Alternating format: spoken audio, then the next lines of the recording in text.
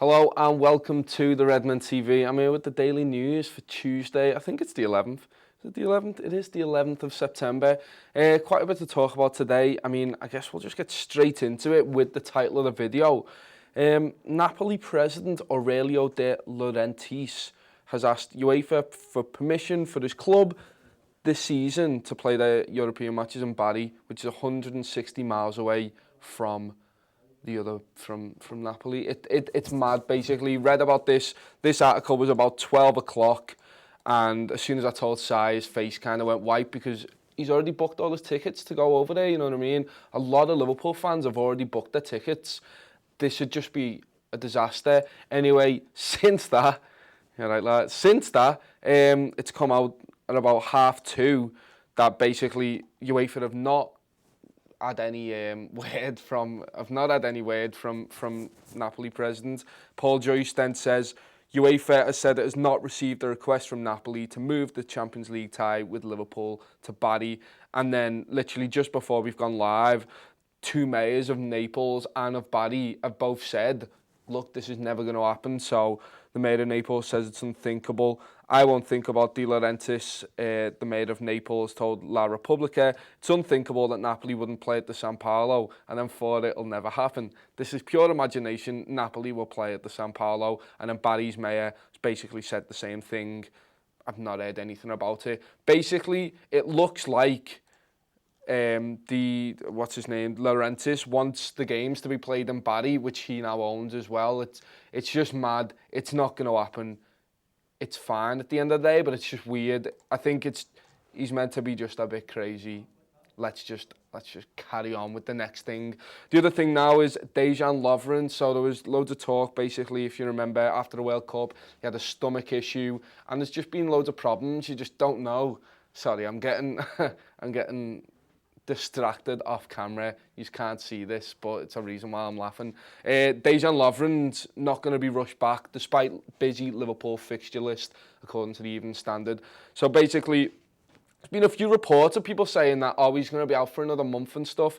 No, it's basically just, we're not risking it. We're just going to take our time with it. Joe Gomez has been playing well in and around that, but it is a bit of a blow because you're thinking, look, yes, Joe Gomez has been playing well, and we do have other defenders there, but like Joe Matip, but you don't want this. Look, we're going into a really tough period of fixtures.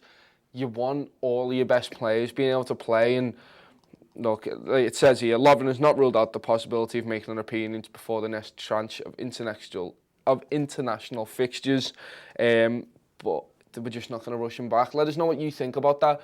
Do we just take our time with him? Obviously, you don't want a situation to happen like Adam Lallana, where he's just coming back and then he's injured again, you know what I mean? You don't want stuff like that. Next story, this is a bit of a weird one. So, this is about Barca. Valverde wants a left-back, and this has been translated to English, but it doesn't matter. All of this doesn't matter, but this is the bit that matters. Alberto Moreno would be another good candidate. The eruption in the Liverpool, okay, that makes no sense, of Andy Robertson, a potential leader for his technician Jurgen Klopp, leaves to the Andalusian without much role to a year of finishing contract. You can tell it's been translated, but apparently he's been linked there with a move. Let us know what you think. Should we just keep him as backup there? I really think, look, keep him on the books, because why not? Look, Andy Robertson gets injured, what happens then? You're shifting Klein over to the left back, and Klein's not even first choice right back at the moment. So for me, I think, look, you just keep Alberto Moreno there. What's the harm in doing it? I mean, look, Moreno was all right for us the last run of fixtures that he had last season. And then Andy Robertson came in and just went, look, I'm better than you. But he did play well for quite a long time in that side. Obviously, the Sevilla game came back to bite him like it did in the final, and then everyone was a bit nervy about him. But look, like I say, let us know what you think with that. Next one, so this is about the international stuff. Basically just saying that the Brazil squad, which had Alisson, Fabinho and Firmino in there, basically the manager of Brazil is going to take them out, going to rotate the team. This is Globo Esporte that reports this. There'll be 6 changes to the side that won in New Jersey. So this, like they say here, is going to be a positive for Klopp. It just means that, look, these players are going to be fresher coming back in. We do have Trent playing for against Switzerland with Shaqiri playing there, so that's a thing. And Joe Gomez and Jordan Henderson are expected to be on the bench, so we will have players still going out there and playing fixtures, but it's a good thing. Look, Roberto Firmino needs a bit of a break. We all know this. Keep Alisson as far out. We need him to be first choice goalkeeper for the rest of this season. And you know what, Fabinho, whether he'll play against Spurs, you never know, but you want him on the bench as fit and ready as he can be. Let's just hope that every single player coming back from international duty just isn't injured. We can't deal with any of these injuries at the moment, especially with the period that we're going through. Another one, not really Liverpool, but Dele Alli is out for England, so he should be fit to play against Liverpool. There's no what you think about that, you know what I mean? He's a great player for Spurs. He's really good in that attacking midfield role. He will cause us problems. So he suffered a muscle strain against Spain. I don't know, I didn't watch the game, so I didn't find this out until today. I was doing the news, but it's one of them where he's a massive player for them. It would have been good to see him out there, but you don't wish any ill will on any players, to be fair, so it's nice to see that he is playing. Last little thing, I'm just going to plug the website, because why not? Obviously, you can see there, we've got Jurgen Klopp interview. If you haven't seen that, go over and see it. But we've got the stats and tactics. Chris went and basically did loads of research on Thomas Gronemark, who's the new throwing coach, FC Midtjylland. Brilliant stats show, just basically going in depth and seeing how what he's done for FC Midtjylland and that league can translate over to Liverpool. Andy Gray obviously laughed at it when he heard about it, laughing at it and being sport, but you've got to sit there and go, look, if you can get some points from this, it can be a good thing. And Chris goes into how it's a good thing, analyses a load of different situations where it could be beneficial for Liverpool. Obviously, the Liverpool FC podcast went out earlier today. If you haven't seen that yet, it's on the YouTube channel for free.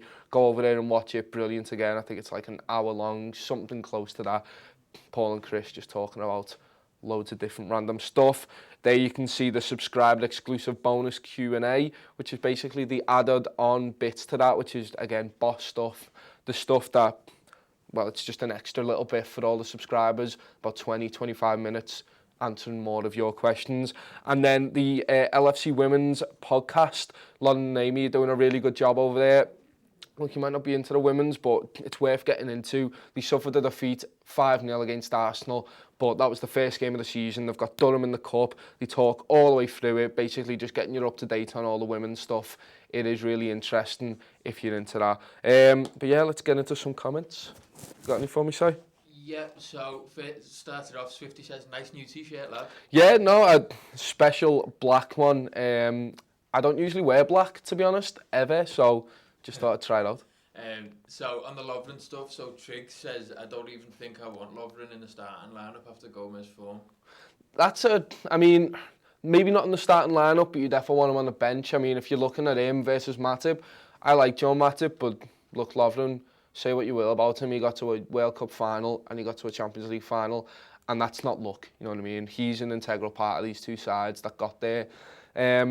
I agree though, I think Joe Gomez has been immense. He really has been immense, and for such a young player it's weird, he's probably been my man of the match for 3 out of them 4 games, and the other one was probably Virgil van Dijk when he starts cleaning the ball against Leicester.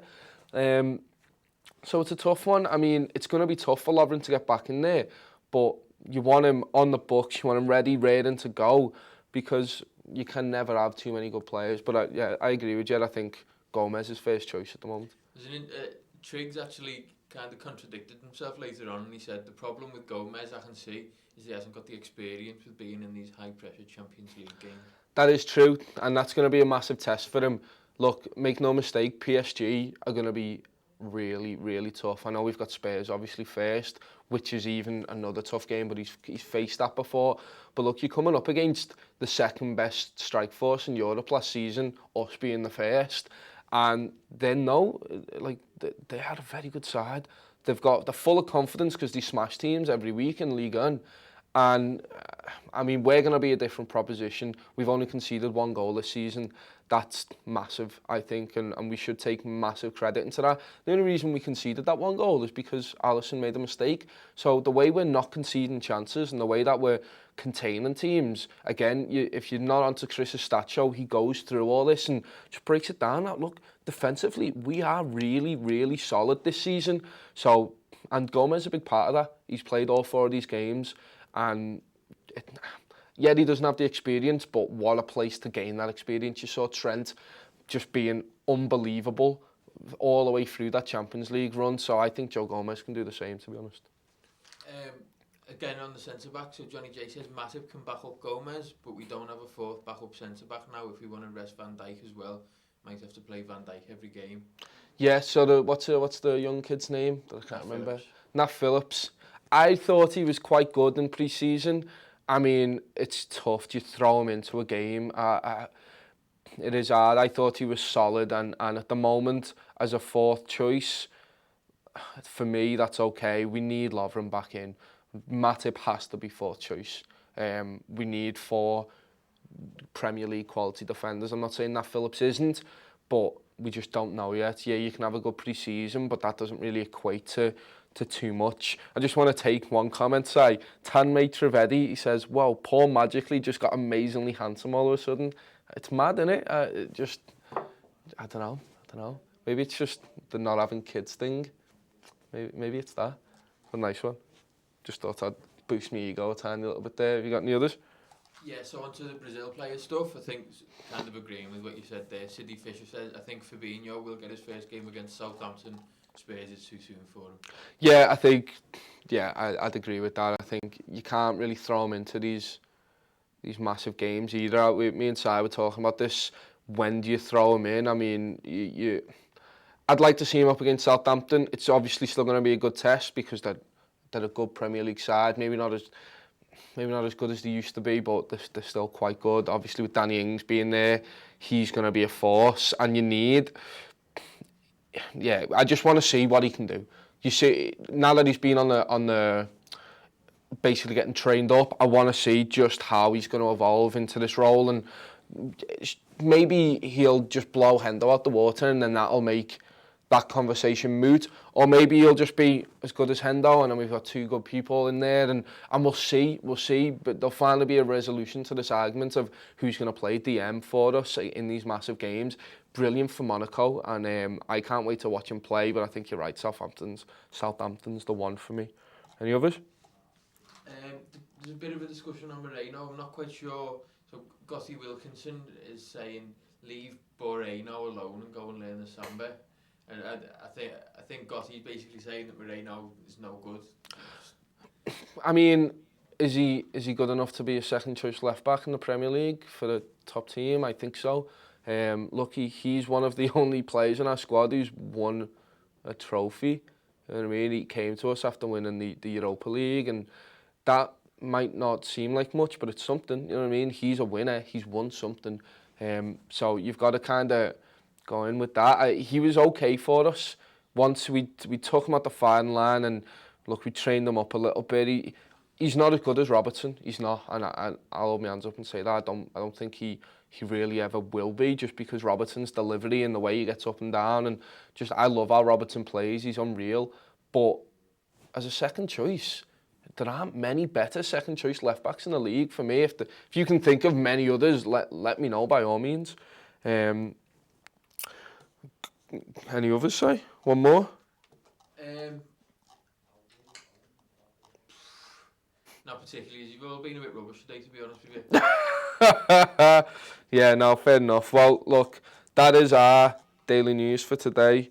Nick Miller says, what's wrong with Lovren? I think it's a stomach thing, basically. I'm guessing it's that. That's what it was after the World Cup. And he came back with the stomach issue, and he's been out ever since then. You see him on Instagram training himself up, and he looks he looks quite good there. He looks like he's enjoying himself. He is back in first team training. But like I say, I just don't think they're going to rush him back. But anyway, that's been the news. Don't forget to check out all the rest of the stuff that we've done this week. Liverpool Women's Podcast, the actual podcast, Stats and Tactics. We're going to be building up for the Spurs game this weekend. We've got the Umbu going on tomorrow, starting 11 with all the fancy new graphics going up out on Thursday. Just loads more stuff, loads of stuff coming out. And thanks everyone who was in the comments. Thanks everyone for watching after the fact. We'll see you next week or tomorrow.